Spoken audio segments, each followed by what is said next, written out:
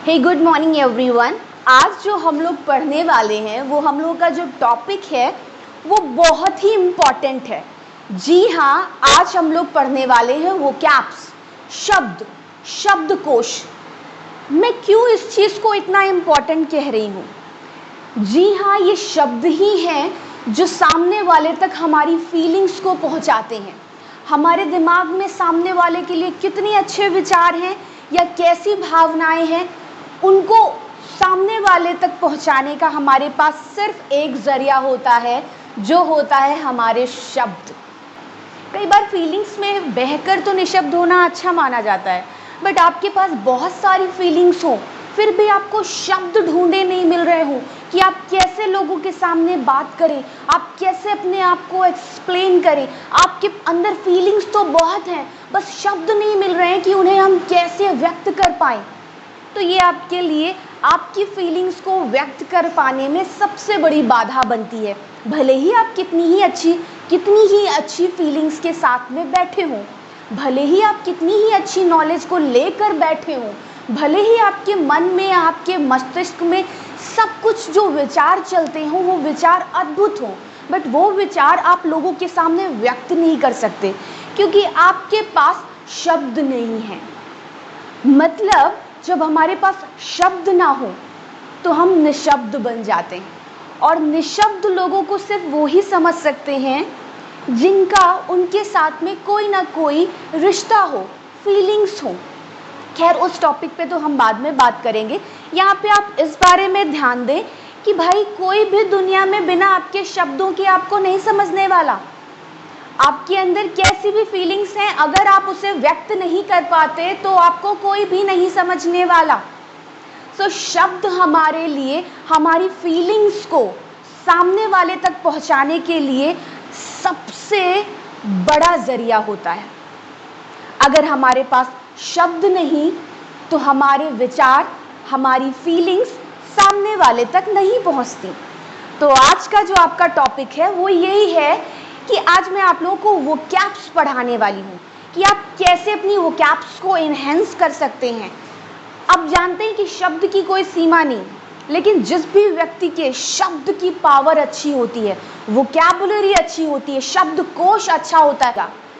तो मैं आपको बताना चाहती हूँ, जब आप कभी कुछ लोगों को बात करते देखते हैं और सुनते हैं उन्हें बात करते हुए, और आप मेस्मराइज्ड हो जाते हैं, जिसे कहते हैं मंत्रमुग्ध हो जाते हैं, और कहते हैं क्या बोल रहे हैं ये, क्या बोलता है ये बंदा, क्या शब्दों का धनी है ये व्यक्ति।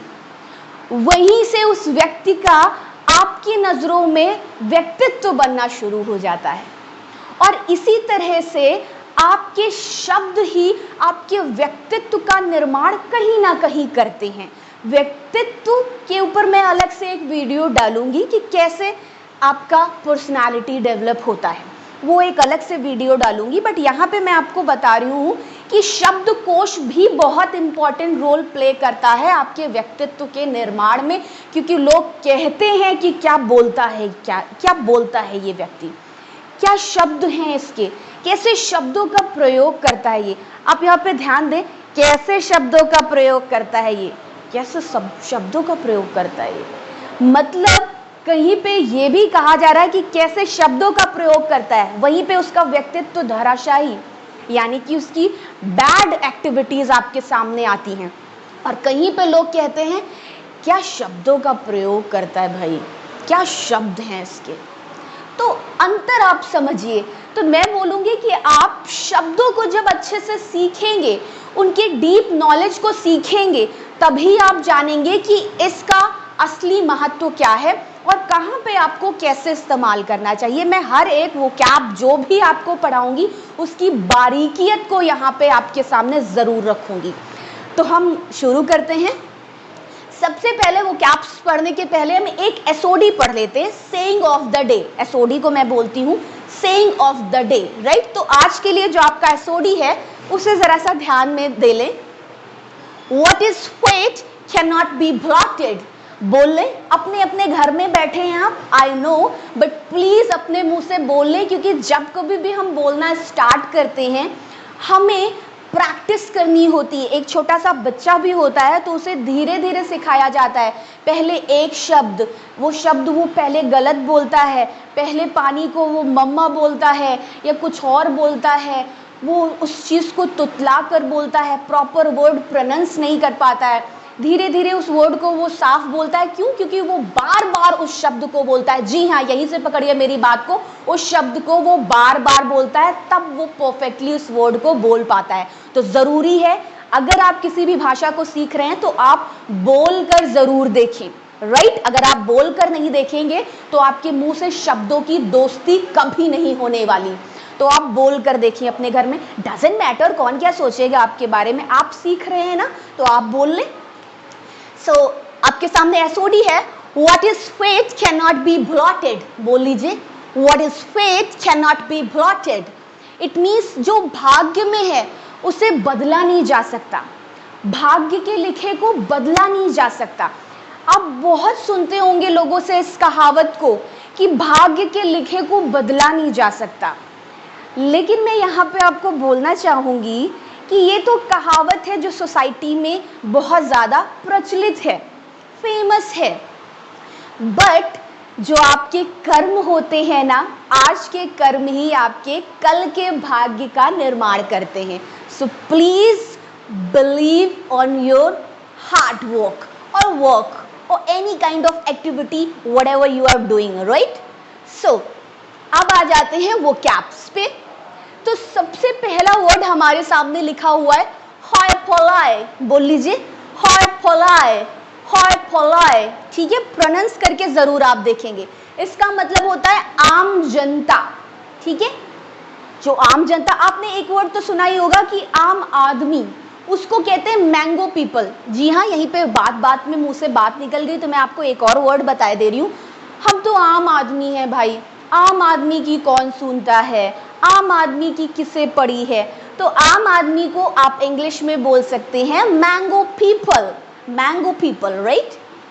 अब यहाँ पे ध्यान दें, हॉय पोलॉय, आपको नया वर्ड मिल रहा है आम जनता के लिए, और हमें बहुत अच्छा लगता है जब हम कोई ऐसा लेटेस्ट, ऐसा अलग सा ऐसा सुंदर वर्ड यूज करते हैं जो जनरली लोगों को ना पता हो, तो हमें एक अलग ही अद्भुत फीलिंग आती है, एक अलग ही कॉन्फिडेंस हमारा डेवलप होता है कि हाँ, हमारे शब्द जो हैं वो लोगों को प्रभावित करते हैं। जब हम बोलते हैं तो लोग एक बार, कितने भी अच्छे स्पीकर हो, एक बार ये जरूर सोचते हैं अरे क्या बोला इसने। तो इट मीन्स जब कोई सामने वाला उस चीज को अच्छे से समझता नहीं है और वो कॉमन वर्ड नहीं होता है, तब हमें लगता है कि हमारा वोकैब जो है वो अच्छा है। और जनरल वर्ड तो सभी सीख लेते हैं, तो मैं आपको बोलूँगी कि आप सारे हर तरह के वर्ड्स को सीखें, हर तरह की वोकैब्स को सीखें, ताकि आपकी जो वोकैबुलरी है वो एनहेंस हो सके। आप समझ रहे हैं मेरी बात को? एनहेंस हो सके। मैं ये नहीं कह रही हूँ कि ईजी वर्ड्स आपको ना पता हो, ईजी भी पता हो, मैं सारे तरह के वर्ड्स आपको बताऊँगी, बट हाँ, आप खुद सोचिए, आप खुद देखिए। एक आप बोलते थे कि आई बिलोंग टू लखनऊ, एक आप अब नया वर्ड मैंने आपको दिया है आई हेल फ्रॉम लखनऊ। कौन सा अच्छा लगता है? आई हेल फ्रॉम लखनऊ ना, यही आपको अलग लगता है। So that's the thing, confidence ही अलग होता है जब सोसाइटी में हमें अलग तरह से इंपॉर्टेंस मिलती है हमारी वोकैब्स की वजह से, राइट? तो इस पे आप किसी भी तरह के सेंटेंस बना सकते हैं। मैंने काफ़ी ग्रामर आपको पढ़ाई है और मेरे अपकमिंग वीडियोस में आपको बहुत सी ग्रामर मिलने वाली है और मैं सारे टॉपिक कवर करूंगी जितने भी मुझसे हो पाएंगे। I would try my level best. So hoi polloi, आम जनता, राइट? अब नेक्स्ट वर्ड हम लोग देख लेते हैं कि क्या लिखा हुआ है, इसको प्रोनाउंस कर लेते हैं। एट्रोसिटी। बोल लीजिए, एट्रोसिटी। अब एट्रोसिटी का मतलब होता है अत्याचार। अत्याचार करना भी होता है, अत्याचार सहना भी होता है। तो इसके लिए आपको कुछ लगाना पड़ेगा, कुछ यानी कि कोई एक और वर्ड आपको यूज करना पड़ेगा जब आप इसे सेंटेंस में बनाएं, बिकॉज ये वर्ब नहीं है। तो अगर आप बोलना चाहते हैं अत्याचार करना, तो आप बोल सकते हैं कि कमिट एट्रोसिटी, अत्याचार सहन करना, सो टॉलरेट एट्रोसिटी। सो हमें लोगों पर अत्याचार नहीं करना चाहिए। We should not commit atrocity on others, right? हमें दूसरों पर अत्याचार नहीं करना चाहिए, हमें अत्याचार नहीं सहना चाहिए। So we should not tolerate atrocity, हमें नहीं टॉलरेट करना चाहिए एट्रोसिटी को, अत्याचार को, ठीक है, हमें एट्रोसिटी का विरोध करना चाहिए। So we should oppose atrocity, right. तो एट्रोसिटी को आप अलग अलग तरह से जब सब सारी वर्ड सारे ग्रामर में और सेंटेंसेस में अलग अलग तरह से बोल लेंगे तो आपके लिए बहुत कन्वीनियंट हो जाएगा। और मैं बोलूंगी किसी भी वोकैब को याद करना, आपकी एक प्रॉब्लम होती है ना कि आप वोकैब्स भूल जाते हैं, पढ़ते तो हैं भूल जाते हैं। मैं क्यों इस वीडियो में इतनी बातें कर रही हूँ आपको पता है?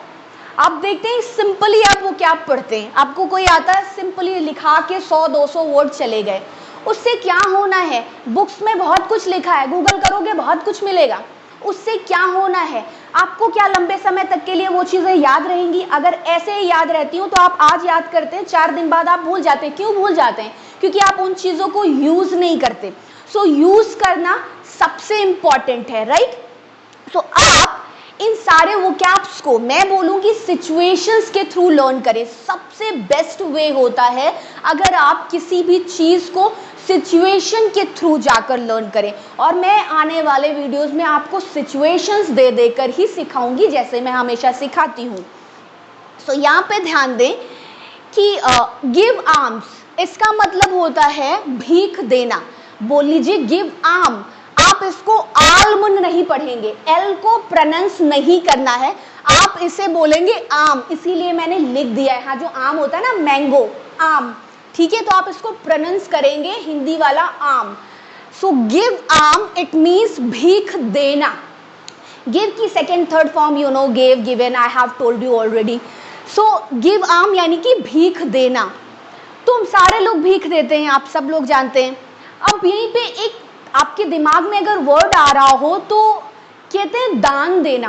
मैं बहुत बार ऐसा देखती हूँ कि लोग गिव आर्म को दान के प्लेस पे बोल देते हैं, मतलब अगर वो दान दे रहे हैं, भिक्षा दे रहे हैं, वो उसे गिव आर्म कह देते हैं। तो एक बारीकियत जो है मैं यहाँ पे आपको बताना चाहूंगी, ताकि आप अगर कभी वर्ड को यूज करें तो उसकी जो बारीकी है उसे समझें। भिक्षा, भीख और दान में बहुत बड़ा अंतर होता है, राइट। भीख वो होती है जो हम किसी को भी जिसे जरूरत होती है अपनी कैपेसिटी के हिसाब से दे देते हैं। उसमें कहते हैं ना, बेगर्स कांट बी चूजर, कि दान की बचिया के दांत नहीं गिने जाते। दान में मिली हुई चीज जो भी मिली हो, भीख में मिली हुई चीज जो भी मिली हो, लोग कहते हैं बेगर्स कांट बी चूजर, भिखारियों की चॉइस नहीं हो सकती, उनको जो मिले उन्हें संतोष करना पड़ता है। बट दान क्या होता है? दान का मतलब होता है जिसमें आप अपने सामर्थ्य के हिसाब से ही दें, ऐसा जरूरी नहीं। दान का मतलब होता है जिसमें लिमिट आपकी क्रॉस भी कर सकती हैं। एक एग्जाम्पल के थ्रू मैं आपको बताती हूँ। भिक्षा जो होती है, हम कभी भी लोगों को, जो भी हमारे दरवाजे पे आता है, कहीं पे भी बाहर चलते हुए, कहीं कुछ, जो भी ज़रूरतमंद हमें देखते हैं, उन्हें हम अपनी कैपेसिटी के हिसाब से दे देते हैं। लेकिन दान को हम किस तरह से समझें? दान का अगर आप एग्जाम्पल लें तो आप महाभारत में जा सकते हैं। आपने देखा होगा कि दानवीर कर्ण कहे जाते हैं, अ ग्रेट डोनर। कर्ण को बोला जाता है कि कर्ण वॉज ग्रेट डोनर। तो यहाँ पे मैं बोलूंगी कि दान के लिए आप डोनेट या चैरिटी वर्ड यूज कर सकते हैं।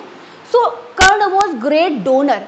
उन्होंने क्या किया था, उनके पास जो आता था वो उसे दान में, जो भी उनसे कहता था वो मना नहीं करते थे। इसका मतलब था कि वो अपने पास कोई चॉइस नहीं छोड़ते थे। इसके अगर मैं एग्जाम्पल आपको दूं तो एक बार उनकी माँ आई कुंती, जिन्होंने उनसे मांगा भी नहीं और उन्होंने उनके भाव समझ के कह दिया कि मैं आपके चारों पुत्रों को जीवन दान देता हूँ। जबकि महाभारत में वो ऑपोजिट पार्टी से लड़ रहे थे, लेकिन उन्होंने कहा कि मैं चारों बेटों को आपके, उनका जीवन दान आपको देता हूँ बिना मांगे। जब देवराज इंद्र कर्ण के पास आए, ऐसा था कि वो सुबह पूजा के बाद में जल सूर्यदेव को देने के बाद में वो दान करते थे। तो इंद्रदेव अपने पुत्र को, यानी कि आप जानते ही हैं कि अर्जुन उनके पुत्र थे, तो अर्जुन को जब वो बचाने के लिए अपना एफर्ट दिखाने आए तो उन्होंने कर्ण से डायरेक्टली उनके कवच और कुंडल मांग लिए। कवच यानी कि आर्मर, मैं लिख देती हूँ इस वर्ड को। इयररिंग्स तो आपको पता है कुंडल, एंड कवच होता है आर्मर, आर्मर, ठीक है, इसको बोलते हैं आर्मर। इसकी एक और स्पेलिंग भी होती है, AMOUR भी होता है, ए, ठीक है, RMOR भी होता है, तो O भी है या OU, दोनों में से आप कोई भी स्पेलिंग यूज कर सकते हैं, ठीक है। इसका मतलब होता है कवच, तो उन्होंने वो तक दे दिया था।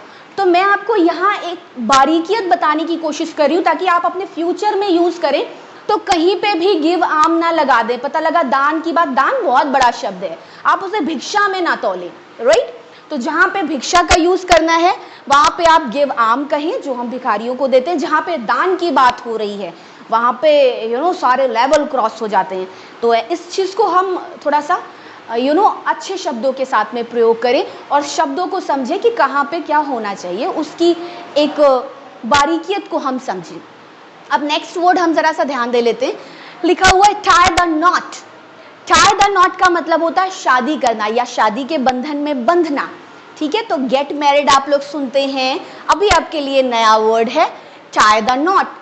किसी ने अगर शादी की, सपोज दैट अगर मैं बोलूं किसी को भी, आप विराट कोहली को बोल दो अगर कि Virat Kohli tied the not with Anushka, तो जिनके साथ भी, जिसका आप जो भी कोई भी यहाँ पे सेंटेंस बना सकते हैं। किसी भी सिचुएशन में जाके आपको किसी की शादी याद आ रही हो, अपने मौसी, अपने चाचा, अपने फ्रेंड की, किसी की भी, अपने बच्चे की, तो आप उनके ऊपर बोल सकते हैं। बस सिचुएशन को लेकर जरूर सोच के वो कैप्स को 8-10 सेंटेंसेस में हर वो कैप को बोल लें, इससे आपको वो कैप लर्न हो जाएगी हमेशा के लिए। Next is confront. Confront, confront, confront, इसको बोल लें अपने मुंह से। कन्फ्रंट का मतलब होता है आमना सामना करना। रेगुलर वर्ब जो है वहां पे मैंने डॉट्स लगा दिए हैं, जहां पे मैं आपको एक वीडियो बना के डाल चुकी हूं कि कहां पे डी या ईडी लगा के आपको सेकेंड थर्ड फॉर्म बनाकर अपनी मुश्किल आसान कर लेनी है, राइट। तो कन्फ्रंट का मतलब होता है आमना सामना।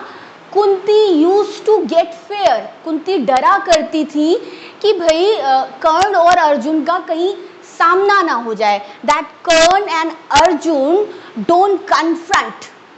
तो वो डरती थी, उनके मन में एक डर था।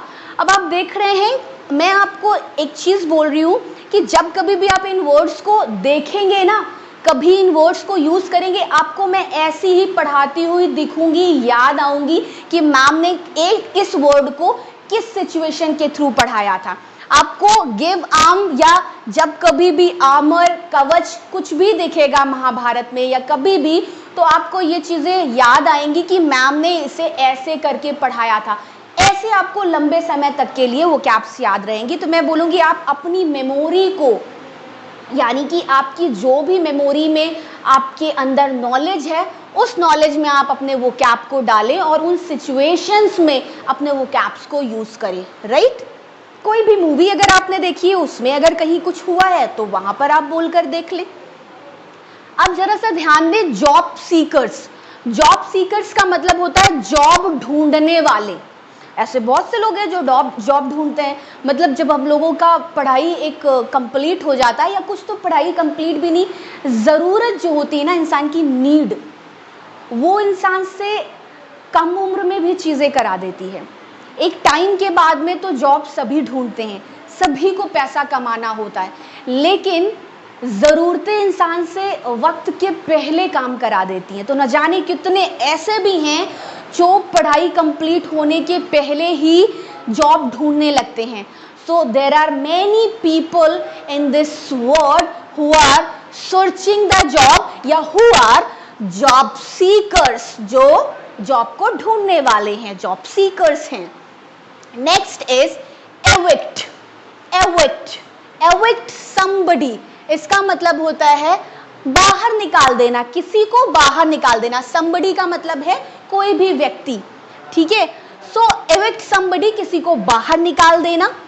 एविक्शंस होते हैं, आप डेली सोप भी देखते हैं कि कोई भी आ रहा होता है सीरियल या कुछ भी चल रहा हो तो कहते हैं आज एविक्शन डे है, आज एक बंदा निकल जाएगा। तो इट मीन्स एविक्ट करना, निकाल देना, किसी भी तरह से किसी को निकाल देना, किसी जॉब से निकाल देना, किसी सीरियल से निकाल देना, या फिर किसी काम से निकाल देना, किसी भी तरह का कोई काम कर रहा हो तो ऐसी जगह पे, या फिर जो आपके सीरियल आते हैं, जो आपके डेली सोप्स आते हैं, उनमें भी कई बार एविक्शंस हो जाते हैं। आपका बिग बॉस हो गया, आपका स्पिट्सविला हो गया, ऐसे बहुत से शोज हैं जहाँ पे एविक्शंस होते हैं। सिंगिंग, डांसिंग, बहुत सारे आपके रियलिटी शोज आते हैं जिनमें एविक्शंस होते हैं वीकली, और कभी कभी तो 2-2 बंदों को एविक्ट कर देते हैं। तो मुझे लगता है अब आपको एविक्ट वर्ड याद हो गया। आगे बढ़ते हैं। Next word is gate crash. Gate crash regular verb है, ये भी डॉट्स पे ध्यान दें ताकि आपको आगे आप अपनी, जो मैंने आपको ग्रामर पढ़ाई है या आगे ग्रामर पढ़ाऊंगी तो फर्स्ट सेकंड थर्ड फॉर्म आपको पता हो, ताकि आप सारी ग्रामर को इजीली यूज कर पाएं।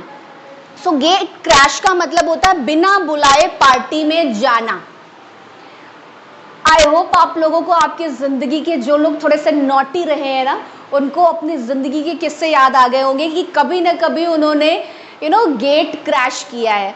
और ऐसे बहुत से लोग हैं फिल्म इंडस्ट्री में जिन्होंने पब्लिकली इस चीज को एडमिट किया है कि वो गेट क्रैशर थे। गेट क्रैशर का मतलब है जो बंदा यूजुअली बिन बुलाए पार्टी में जाता हो, अटेंड करता हो। ऐसे बहुत से लोग हैं जो मस्ती में सोचते हैं, देख रहे होते हैं कहीं पे भी भाई पार्टी चल रही है और उनको भूख लगी, बस वो जाके पार्टी। हाँ, मैं बिल्कुल भी 3 इडियट की बात नहीं कर रही हूँ, लेकिन 3 इडियट में भी ऐसा हुआ था। 3 इडियट में आपने देखा था कि उन्हें भूख लगी थी, तीनों फ्रेंड्स को, तो उन 3 फ्रेंड्स ने क्या किया था, उन्होंने गेट क्रैश किया था और वहां जाके वो पकड़े गए थे। ये बताते रहे थे कि हम लड़कों की तरफ से हैं या लड़की वालों की तरफ से हैं। तो ऐसा रियलिटी में भी होता है। बहुत से लोग हैं जो मस्ती मस्ती में, भूख लगती है, अपने दोस्तों के साथ में बंदे यूजुअली मस्ती करते हैं, तो फ्रेंड्स के साथ में गेट क्रैश किया है लोगों ने, बहुत से लोग। अगर आपने किया है तो इस बारे में ज़रा सा सोचें, प्लीज़ गेट क्रैश ना करें। ऐसा बहुत बार होता है कि लोग फंस जाते हैं। और अगर आपका मन कर रहा है मस्ती में तो ऐसी कोई बड़ी बात नहीं है, गेट क्रैश कर लें। एक बार किसी के यहाँ खाना खाएंगे तो उसमें कौन सी बुराई है। I was kidding. Next is persuade somebody to do something। इसका मतलब होता है किसी को समझा बुझा कर या फिर बहला फुसला कर कोई चीज कराना, कोई काम कराना, राइट। तो persuade का मतलब होता है किसी बंदे को राजी कर लेना, राजी करना, ठीक है। राजी करके उसकी सहमत उसमें ऐड करके तब उससे काम कराना, जबरदस्ती नहीं। persuade का मतलब क्या हुआ, राजी कर कर किसी को उससे काम कराना, ठीक है। तो बहुत बार होता है कि आप लोग का काम करने का मन नहीं होता है, बट आपके parents they just try to persuade you, वो आपको समझा बुझाना, उसको समझाने बुझाने की आपको कोशिश करते हैं और तब आपको परसुएड करके आपसे आपकी इच्छा उसमें शामिल करके काम कराते हैं। और ये बहुत अच्छी चीज़ है, बिकॉज जब आपकी इच्छा किसी चीज़ में होती है तब ही वो काम आपका सक्सेसफुल हो पाता है। किसी के बाउंडेशन में कभी भी कोई काम सक्सेसफुल नहीं हो सकता। तो परसुएड करना अच्छी बात है। अब यहाँ पे देखिए नेक्स्ट वर्ड है आपका डिसुएड समबडी फ्रॉम डूइंग समथिंग। डिसुएड का मतलब होता है किसी का विचार बदल देना। मतलब suppose that someone was going to do something, कोई बंदा कुछ करने जा रहा था, बट यू डिसुएडेड, आपने उसका विचार ही बदल दिया उसकी इच्छा से। यहाँ पे आप फोर्स नहीं करते, आप किसी भी तरह से उस विचार को उसके अंदर से ही बदल देते हैं। That is dissuade. Next is saunter. बोल लीजिए सॉन्टर, सॉन्टर, सॉन्टर। सॉन्टर का मतलब होता है मस्ती में या बेकार में ऐवे ही इधर उधर घूमना टहलना, ठीक है, जिसको कहते हैं मटर गश्ती करना। तो मटर गश्ती आई एम श्योर आप सारे लोग बहुत करते होंगे, लेकिन आजकल लॉकडाउन के चक्कर में आपका मटर गश्ती बंद हो रखा है। जो आप फ्रेंड्स और सबके संग में ऐसे ही घूमने उमने निकल जाते थे, आजकल सारा आपका सॉन्टर बंद हो रखा है। सो सॉन्टर इट मीन्स मटर गश्ती करना। सो आई सॉन्टर, ठीक है। आई यूज्ड टू सॉन्टर बोलना आपके लिए ज्यादा सही रहेगा कि मैं मटर गश्ती किया करती थी, क्योंकि आजकल तो सारी बंद हो रखी है। सो लॉकडाउन के सारे रूल्स को प्लीज फॉलो करें। ये किसी और के लिए नहीं है, आपके लिए है, आपके अपनों के लिए है, आपके जीवन और आपके अपनों के जीवन को बचाने के लिए है। सो प्लीज, अगर आप सेल्फिश होकर भी सोचेंगे तो आप इतना ज़रूर सोचें कि ये आपके जीवन के लिए है। अगर आप सोसाइटी के जीवन को नहीं सोच पा रहे हैं, बड़े लेवल पे आपकी सोच नहीं जा पा रही है, आप राष्ट्र का हित नहीं सोच पा रहे हैं, पूरी दुनिया का हित नहीं सोच पा रहे हैं, तो एटलीस्ट आपको अपने जीवन से, अपने फैमिली के जीवन से तो प्यार होगा ही। So please follow all the rules which are related to lockdown. It's my humble request all guys. तो अभी आपने देखा कि बहुत सारी वोकैब्स मैंने ट्राई की आपके सामने कवर करने को, ठीक है। अब आप जब इस वोकैब्स को अपने पास कॉपी में लिखोगे, प्लीज इस सारी वोकैब को आप एज इट इज अपने नोट्स में लिखते जाएं, जैसा कि मैंने आपको बताया आपको नोट्स बनाने हैं। तो जब आप इस चीज को लिखोगे, प्लीज आप अब अपने आप कई सिचुएशन सोच सोच के बहुत सारे सेंटेंसेस बना डालिए। एक एक वर्ड के ऊपर, यहाँ पे 11 वर्ड्स मैंने दिए हैं, एक एक वर्ड के ऊपर आप 10 सेंटेंसेस बना लीजिए। पहले आप छोटे छोटे एक एक सेंटेंस बनाएंगे, जैसे मैं आपको बता रही थी। उसके बाद एक टाइम आएगा कि आप पूरे सेंटेंसेस को मर्ज करके आप सोचना सीख जाएंगे और आप एक स्टोरी बना देंगे, चाहे वो मनगढ़ंत स्टोरी क्यों ना हो, राइट। सो आपको शब्दों का प्रयोग करना सीखना होगा, और जितना ही आप सिचुएशन में जाके सीखेंगे, इसीलिए मैं आपके साथ इस वीडियो को मैं कम टाइम में भी कवर कर सकती थी, राइट। मैं सीधे सीधे आपको वोकैब्स बना के पढ़ा के चली जाती, आपको मिल जाते वोकैब्स, कोई फायदा ही नहीं था। 4 दिन बाद आप भूल जाते। मैं जानती हूँ, मेरा एक्सपीरियंस कहता है, इतने सालों से मैं पढ़ा रही हूँ, मैं देखती हूँ सामने लोगों को कि कैसे लोग भूलते हैं। तो अभी ऐसी क्लास नहीं हो रही कि आप यहाँ पे मेरे सामने अवेलेबल हो और मैं आपको वो सब फील करा के आपके अंदर दिमाग में भर दूँ सब कुछ और आप अच्छे से बेहतरीन इंग्लिश के स्पीकर बन जाएं। ऐसा पॉसिबल नहीं हो पा रहा है, बिकॉज आप अलग हैं, मैं अलग हूँ, हम दोनों लोग अलग अलग जगह पे रह रहे हैं, और मैं आपको बिल्कुल भी आपकी प्रॉब्लम्स को नहीं यहाँ पे सुन पा रही हूँ, लेकिन समझ ज़रूर पा रही हूँ, इतना मैं कहना चाहूँगी। सो प्लीज़, जैसे मैं कह रही हूँ आप करते रहें, आप इजीली सब कुछ सीख जाएंगे। एंड वन मोर थिंग, अगर आपको किसी भी तरह की प्रॉब्लम आती है, कुछ वोकैब्स हैं, कोई ग्रामर है, कहीं कोई किसी भी तरह का, कितने से कितना अच्छे जगह का टीचर, सब जगह आप पूछ के हार गए, आपको कोई चीज़ समझ नहीं आ रही है, नहीं पता चल रही है, या आपको किसी से समझ नहीं आ रहा है और आपके अंदर क्यूरियोसिटी है जानने की, तो प्लीज़ आप कमेंट बॉक्स में जाके अगर लिख देंगे कि मैम इस चीज़ को बता दीजिए, इस चीज़ के ऊपर वीडियो बना दीजिए, तो मैं डेफिनेटली, थोड़ा सा देर सवेर भले हो जाए, बट मैं उस चीज़ को देखूंगी और आपके लिए उस वीडियो को ज़रूर डालूंगी, ज़रूर बनाऊंगी। और अगर आपको वोकैब्स कहीं नहीं मिल रही हैं, कोई कन्फ्यूज़न है कि इस तरह की वोकैब्स के तो कई मतलब होते हैं, इन्हें कैसे बेस्ट वे में समझें, तो आप वो भी डाल सकते हैं। मैं सारे प्रॉब्लम्स एक में कंबाइंड करके आपके लिए एक नया वीडियो बना दूंगी। एंड मेरी कोशिश रहेगी कि मैं वीक में एक आपका वोकैब का वीडियो ज़रूर डालूं और एक ग्रामर का। So please be ready to learn and be ready to enhance your English speaking and just steal the show. बस छा जाइए कैसे भी करके पूरी दुनिया में, जहाँ कहीं पे भी आप जाएं, आप अपने शब्दों के द्वारा लोगों के मन को जीत लें। So have a great time.